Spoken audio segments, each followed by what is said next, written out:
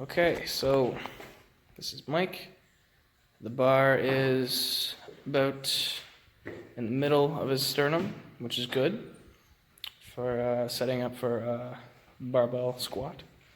So now he's going to place his hands on the bar, about shoulder width or a little bit wider, and then he's going to get underneath the bar, placing it on his traps. He's going to stand up with the bar and back up. And now we're going to make sure that his toes are about a little wider than hip width.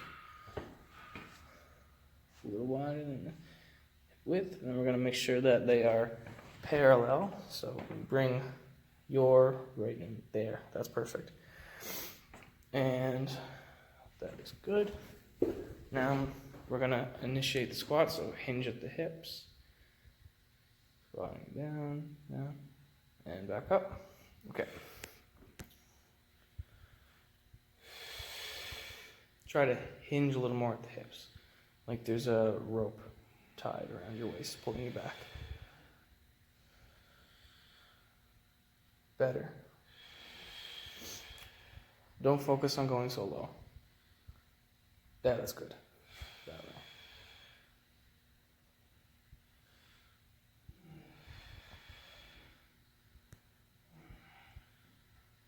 There. Okay. That's good.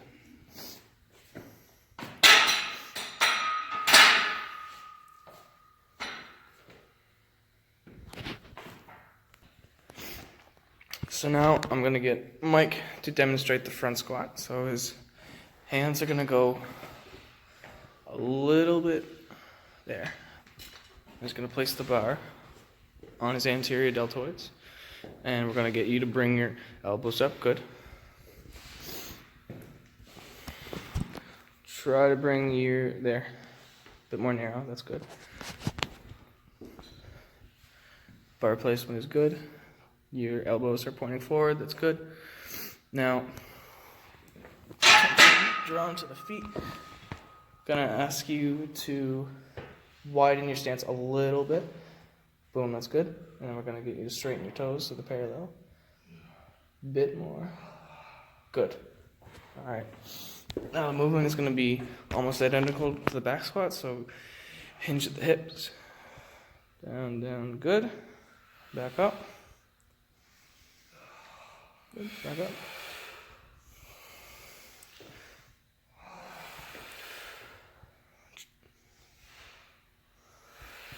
Good.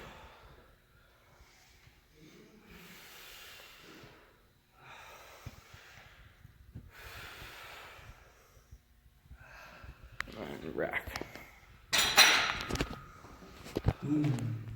For the front squat and the back squat, they're almost identical, except for the placement of the bar.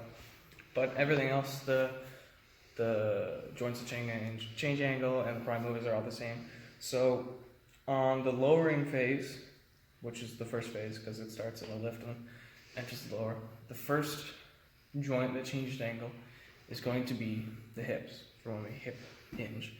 And then the next is going to be the knees. And then it's going to reverse in order, moving back up. So the lift is going to be knees first and then hips.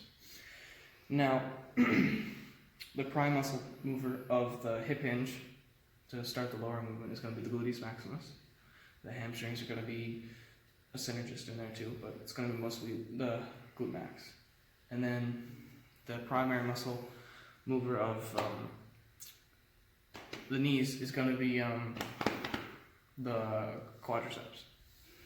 And the type of action occurring at each of these joints is going to be hip flexion, and then knee flexion, and then on the way back up it's going to be knee flexion and hip extension. No, it's going to be knee extension, hip extension. And some other things to note, some important, the type of contraction is going to be, the lowering is going to be eccentric, and the lift is going to be concentric. And on the concentric is when you're going to exhale. You're going to inhale on the eccentric, exhale on the concentric. And then some important joints that don't change angle are going to be the vertebrae, the scapula. There's a few others, but those are the main ones. Some muscles creating isometric contractions going to be the abdominals, so transversus, rectus abdominis. Your erector spinae too are going to be very important with keeping them a neutral spine. And your that's pretty much it. Yeah.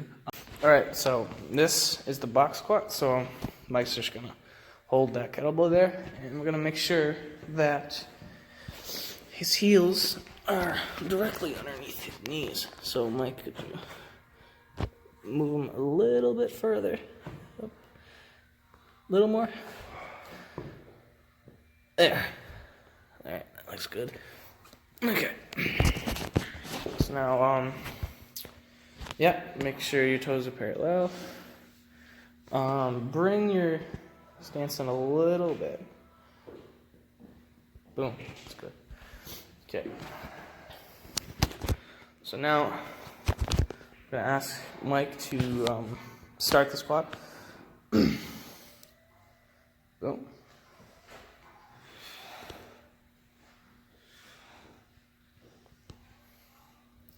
So he's making sure to keep his back straight. Boom. Good.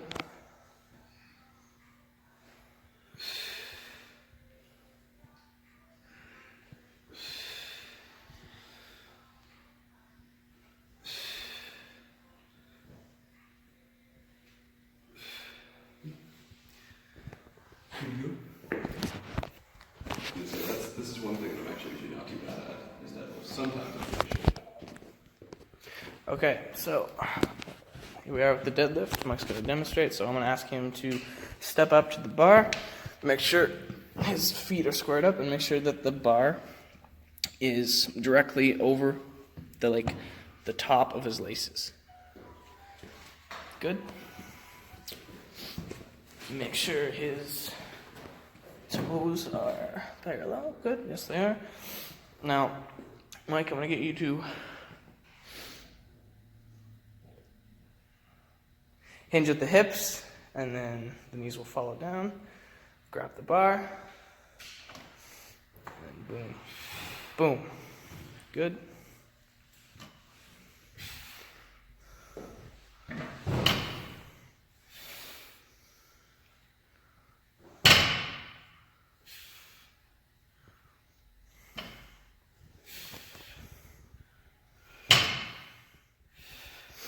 Make sure the hinge more at the hips.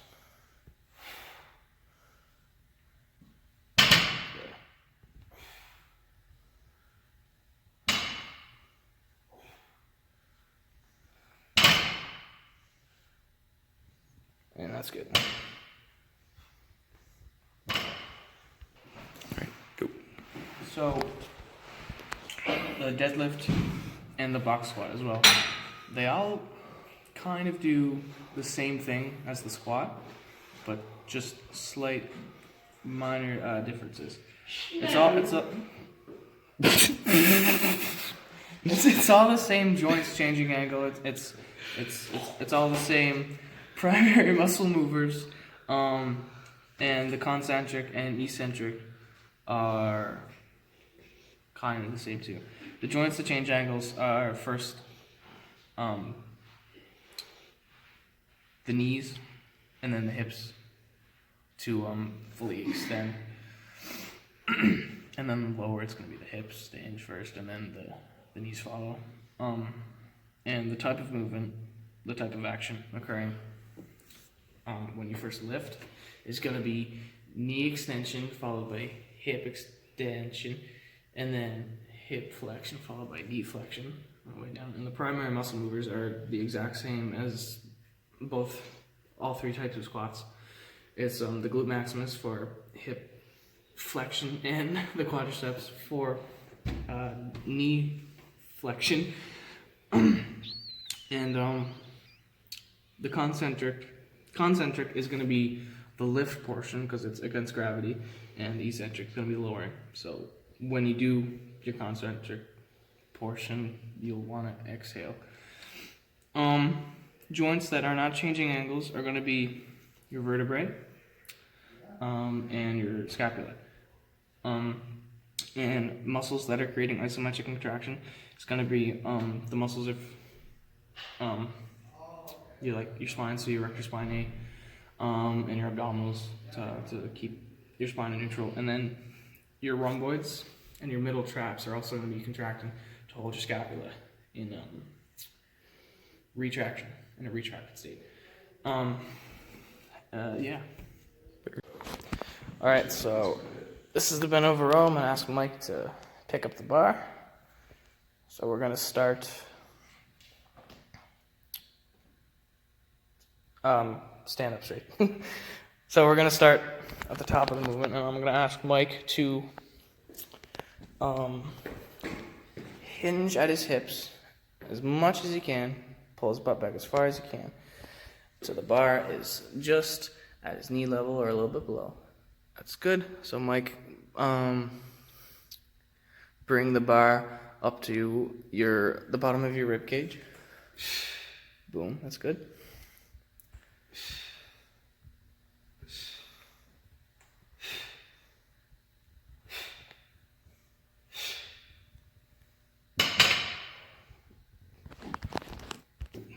So for the bent over row, there's 3 different joints that are changing angle.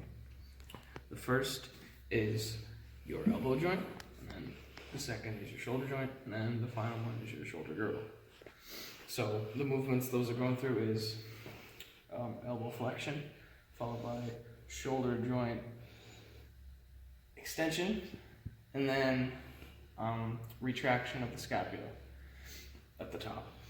And the muscles that are responsible for those movements are going to be your biceps, brachii, and then your latissimus dorsi, and then your rhomboids, and a little bit of your middle traps, but mostly your rhomboids for shoulder girdle retraction. And the lift is the concentric, and the lowering is the eccentric. So you'll want to exhale on the concentric, inhale on the eccentric. And important joints that aren't changing angle is your vertebrae. So keeping your spine in neutral. You don't want to flex your spine or anything. And then an important muscle holding an isometric contraction through that is your rectus spinae, which are going to be keeping your spine straight, and your abdominals, which also help with that. So we're going to talk about pull-ups versus chin-ups. So the main difference right between these two is the grip and hand position. So whenever you do a pull-up, you're going to be trying to get hand position with your hands supinated, facing outwards towards the wall. Whereas whenever you're going to do a chin-up, you're going to have them facing you, kind of curled in. Your grip's going to be a lot closer. So with the pull-up, you're going to start hanging off the bar, and you're going to gradually pull up with shoulder joint adduction. And if you need a band to assist, you set that up. So when you're hanging, your feet shouldn't touch the floor. Your spine should be neutral. And during your concentric phase where you're lifting your body upwards, you're going to want to do your exhale. And during your eccentric phase where you're lowering, you're going to want to inhale. So during this lift, your shoulder joint's moving through adduction, and during the lift and adduction on the lowering, or abduction on the lowering, sorry. And the elbow joint moves through flexion in the lift and extension on the lowering phase. Now with the chin up, it's like I said, you're going to start facing inwards, and it's going to be the same thing. If you need a band to assist, go for it. When you're hanging, your feet shouldn't touch the floor, spine neutral, keeping it straight. And during the concentric phase, you should be doing your exhale, and during your eccentric phase, you should be doing your inhale. This range of motion is the same, doing, you're going to be using only shoulder joint extension and flexion instead of abduction, adduction. Now, for both of these exercises, You don't want your athlete or person you're training to be using their momentum at all. So you want to make sure that that motion is slow and deliberate through the whole exercise. All right, so like we can see here, Curtis is going to demonstrate the pull-up. He's got his grip supinated there. He's using the band to assist. He's got his spine neutral, and go ahead on the lift. Boom, and there you can see he's moving through the range of motion there with his shoulder abducting and adducting, and his elbow joint flexing and extending. Perfect. And then he's going to switch his grip and make it go a little tighter there. And then that is going to be a chin-up right there, doing the same thing, keeping his spine as neutral as possible, and lifting deliberately through the motion, not using momentum to assist. Perfect. All right, so Curtis is going to demonstrate one arm row. So he's got his one knee on the bench. He's going to lean forward, put his hand on the bench as well, directly below his shoulder. So as we can see there, that's nice and good. He's going to get his knee directly below his hip, slide it back a touch. There you go. Nice and good. Now, can you grab that weight there? Perfect. All right, now he's got his spine in neutral. That's good. Now, if you want to go through the lift phase, boom. Look at that. So his shoulder girdle's coming up and his spine is neutral. His arm is going back down straight. And he's exhaling on the lift and inhaling on the lowering phase. So he's bringing the weight up along his body to his chest through extension of the shoulder joint into hyperextension and flexion of the elbow and retraction of the shoulder girdle. He's going down through the shoulder joint flexion and elbow extension and protraction of the shoulder girdle.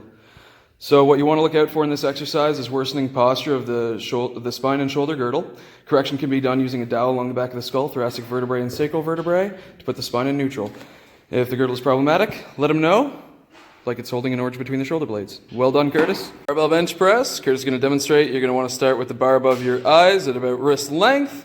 You should be able to touch the bar with your wrists as he demonstrated. Feet flat on the floor, looking all good.